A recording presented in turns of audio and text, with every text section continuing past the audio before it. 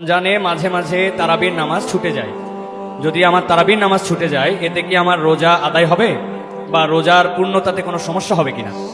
ভাইরা আমার, রমজান মাসে তারাবির নামাজ না পড়লে আমরা অনেকে মনে করি যে তার রোজাতে বোধহয় অসুবিধা হবে। এটা সম্পূর্ণ ভুল ধারণা। তারাবি একটা ইবাদত, রমজানের রোজাটা আরেকটা ইবাদত। যেহেতু তারাবি না পড়লেও রমজানের রোজা হয়ে যায়, তাহলে তারাবি পড়ার কি আর দরকার আছে? কেন? রোজা তো হয়ে যাবে। আলাদা ইবাদত। রোজা রাখা একটা ইবাদত, তারাবি পড়াটা আরেকটা ইবাদত। নবী করিম সাল্লাল্লাহু আলাইহি ওয়াসাল্লাম একই হাদিসে দুটি কথা বলেছেন, মান কামা রমাদানা ঈমানান ওয়া ইহতিসাবান গুফিরা লাহু মা তাকাদ্দামা মিন যামবি। একই হাদিসে বলেছেন, মান সামা রমাদানা ঈমানান ওয়া ইহতিসাবান গুফিরা লাহু মা তাকাদ্দামা মিন যামবি। যে ব্যক্তি ঈমান এবং ইখলাসের সাথে রমজানের রোজা রাখবে, আল্লাহ তার পূর্বের গুনাহ মাফ করবেন। যে তারাবি পড়বে, তারও পূর্বের গুনাহ মাফ করবেন ইনশাআল্লাহ। এইজন্য ভাইরা, তারাবির নামাজ পড়তে হবে। এটা সুন্নাহ, গুরুত্বপূর্ণ সুন্নাহ, সাধারণ সুন্নাহ না। নবী সাল্লাল্লাহু আলাইহি ওয়াসাল্লাম ছাড়েন নাই, সাহাবীরা ছাড়েন নাই। কোনো ওযর ছাড়া তারাবি ছাড়া যাবে না। জামাত ছুটে গেলে একা একা হইলেও পড়বেন, কিন্তু কোনো কারণে করতেই পারলেন না, সফরে আছেন, ট্রাভেলে আছেন, বাসে ছিলেন, ট্রেনে ছিলেন, নাইটে সফর করেছেন, তারাবি পড়তেই পারেন নাই, ইনশাআল্লাহ আপনার রোজা হয়ে যাবে। তাই বলে তারাবিকে অনেকে অবহেলা করেন আজকাল, যেটা তো সুন্নাত, না পড়লেই কি? এই অবহেলাটা আরেকটা দোষের। তাহলে আমাদের মধ্যে দুইটাই সীমা লঙ্ঘন। কেউ মনে করেন তারাবি না পড়লে রোজাই হবে না, এটা হলো বাড়াবাড়ি।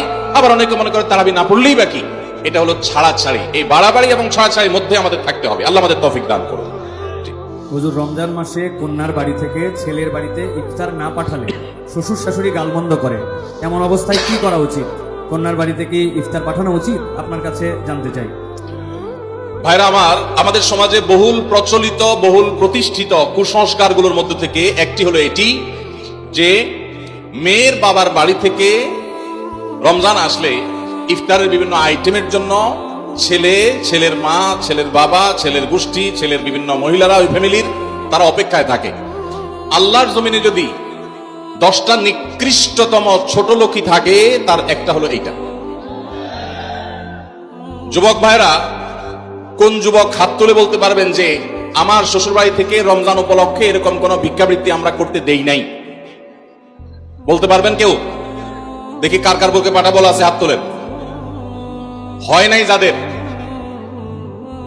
বাবাজি, আপনি হাত তুলছেন, আপনাদের আমল তো এগুলো ছিলই না।